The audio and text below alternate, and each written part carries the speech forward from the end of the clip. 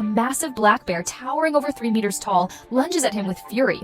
No time to even fire a shot. The man is knocked down by the powerful force of the bear. The bear spreads its huge paws, raking its claws across the man's body. The fabric of his clothes tears easily, as if they were made of paper under the sharp claws. Severe agony follows. The man realizes he cannot defend himself. His only chance is to feign death.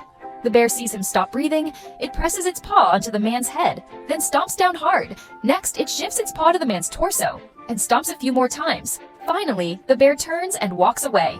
The man watches as the bear retreats. Slowly, he raises his head. He notices 2 small cubs trailing behind the bear. He realizes he is still in danger. Despite the pain coursing through his body, he quietly picks up his rifle. He aims at the bear, but the bear spots him. The man fires a shot. The bullet strikes the bear in the eye. Yet the bear does not fall. Instead, it becomes even angrier and attacks with renewed ferocity. Against such overwhelming power, the man stands no chance. He can only feign death once more. The bear pauses, seeing its prey motionless. The bear relaxes, backing off slowly. The hunter seizes the opportunity. He draws a hidden knife, preparing to strike back. The bear realizes the man is still alive. It roars and charges once more. The man fights through the pain. With all his strength, he launches a fierce counterattack. After a brutal battle, both tumble down the hill. After a final struggle, the bear lies motionless. The man, too, loses consciousness from his injuries. Half an hour later, other team members arrive. They help roll the 300-kilogram bear off of the man. Seeing the deep wounds on his body, they are stunned. They begin to stitch his wounds. The man's name is Glass.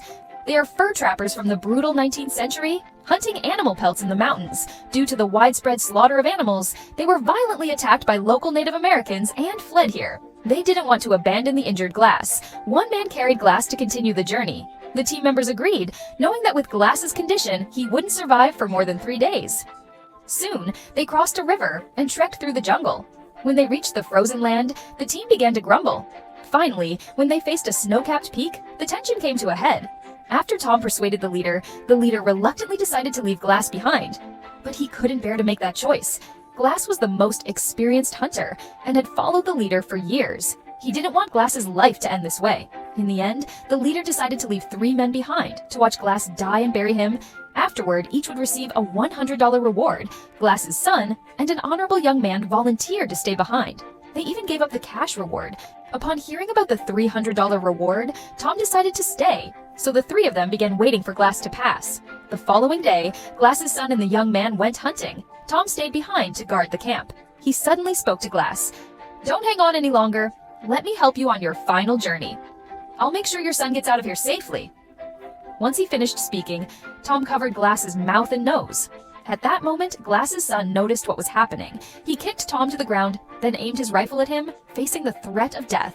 Tom's dark side surfaced. He used sweet words to disarm the gun. Tom drew his knife. A single strike ended the boy's life. Airless was instantly overwhelmed with grief, injured and unable to speak. He could only watch helplessly as Tom carried out the murder. He witnessed his son's death. The fury inside him intensified his suffering. By evening, the young man returned. Tom deceived him with lies. He claimed the Indians had arrived. The young man, terrified, believed him. He then saw Tom dragging Glass into the grave. The young man, in a bid to save himself, apologized to Glass and quickly fled without a second glance. No one knew how much time passed, but Glass regained consciousness. Despite his injuries, he painfully crawled out of the grave. Slowly, he moved toward his son. Each step was a struggle. He finally reached his son's side, but then lost consciousness. When he awoke, his body had frozen in place. He vowed he would not die like this. After bidding his son farewell, he began crawling toward Tom's direction.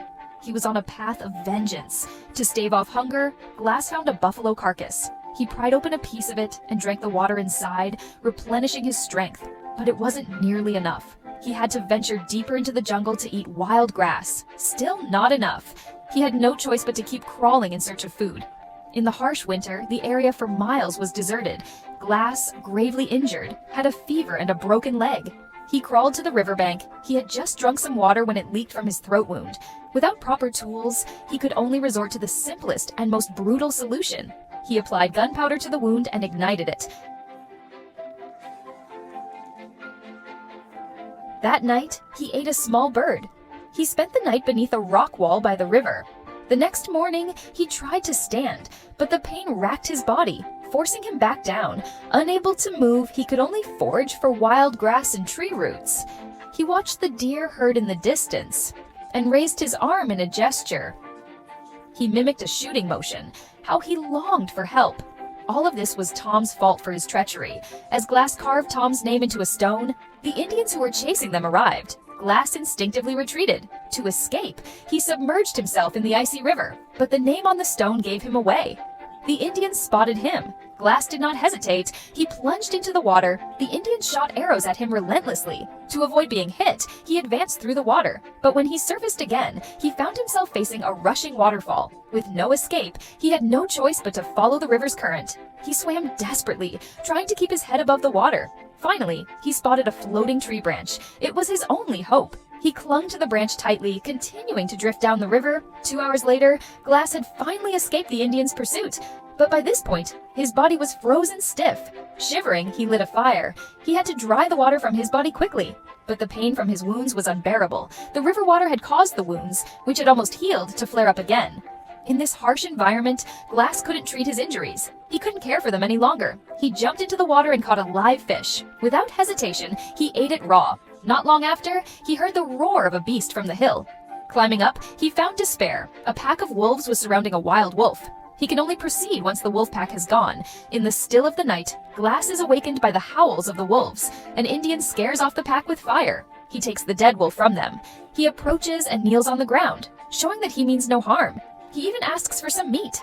The Indian feels pity for him and lowers his bow and arrow. He tosses a piece of liver.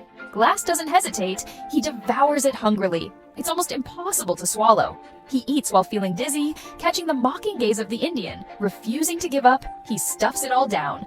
The next day, the Indian removes Glass's clothing, revealing the brutal wounds. Glass tells the Indian his story and offers the spoils from the black bear. The Indian, after hearing the tale, admires his bravery and immediately decides to take Glass with him. On their journey, the Indian tends to Glass's wounds. They help one another, forming an unexpected bond between two rival tribes. When snow begins to fall, the Indian sticks out his tongue. Glass follows his lead, and for the first time in months, he smiles. But fate is unpredictable. They're caught in a blizzard. Glass, weakened, collapses from the cold. The Indian starts a fire, hastily gathering wood. He builds a shelter for Glass and applies herbs to his wounds. Then he places hot stones next to Glass's body, providing warmth. When Glass wakes up, the blizzard has stopped, but his friend is gone. He picks up the food his friend left for him, feeling deeply grateful. Glass continues his journey home. Suddenly, he sees a man hanging from a tree. It's his Indian friend. It was the group of thugs ahead who killed him. Glass vows to avenge his friend. He quietly sneaks up to the horse herd. When the time comes, he places the food and coat on a horse's back and shoots down the men who killed his friend. He even takes a woman, as if to avenge his friend. The woman and Glass both flee for their lives. Glass rides a horse, heading toward Tom's location. An arrow wakes Glass. The Indian from earlier has caught up with him. He quickly rides off, but ahead there's a cliff, and so both man and horse fall off together. Soon after, Glass opens his eyes. He can't believe he's still alive. But the horse wasn't as fortunate. Seeing the blizzard coming to avoid freezing to death, Glass reluctantly cuts open the horse's belly, removes the entrails, and crawls into the horse's body. The only way he can survive. Glass survives the blizzard, puts on his clothes, and continues. Meanwhile, a wanderer arrives at Glass's camp. In exchange for food, he offers all the items he carries. Among them is Glass's water bottle. The teammates are shocked to see the water bottle. It suggests Glass might not be dead. After learning more, they discover that this wanderer was part of the group that stole Glass's horse. The captain immediately decides to search for Glass with his team. At this point, Tom picks up the water bottle. He knows his secret is about to be revealed. He starts his escape plan. That night, the team finally finds Glass. Everyone is in disbelief that he is still alive. After being severely attacked and injured and traveling hundreds of miles alone, it's truly a miracle. Then, Glass tells the captain about Tom's crimes. Furious, the captain returns to camp immediately. He storms into Tom's room. Sure enough, Tom has escaped. He also took the captain's money. The captain decides to personally track down Tom. He tells Glass to rest and heal. He'll take care of the rest, but Glass insists on accompanying the captain. He wants to avenge his son with his own hands. Soon, the two head back into the snow-covered mountains. They follow the trail of the horses to the foot of the mountain. They decide to split up, but unexpectedly, the captain encounters Tom first. From a distance, Glass also hears gunfire. When he arrives, only the captain's cold body remains. It starts to snow heavily. Tom's tracks are quickly buried by the snow. How will Glass find Tom and avenge both his son and the captain? Glass decides to risk trying a strategy. He drags the captain's body and deliberately moves towards an open space. He willingly walks into a trap. And sure enough, Tom on the ridge notices Glass. Without a second thought, Tom immediately pulls the trigger. Glass collapses to the ground. Tom rushes down the mountain to inspect. What he doesn't expect is that the body on the ground is actually the captain tied to a tree. In that moment, Glass, posing as a corpse, opens fire. He hits Tom in the shoulder. Tom panics and flees. Glass relentlessly pursues. At last, Tom, cornered, tumbles down the slope. Glass follows closely, but his gun accidentally slips from his hands. All that remains is an axe. Tom knows this confrontation is inevitable. He draws his knife. They begin to fight hand to hand. After a fierce struggle, Glass finally knocks Tom down. Just as he's about to deliver the final blow, several men from the Arikara tribe appear across the river. At that moment, Glass makes a new decision. He throws the dying Tom into the freezing river. Glass has exacted his revenge. He thought his life would be taken by the Indians. But to his surprise, they spare him.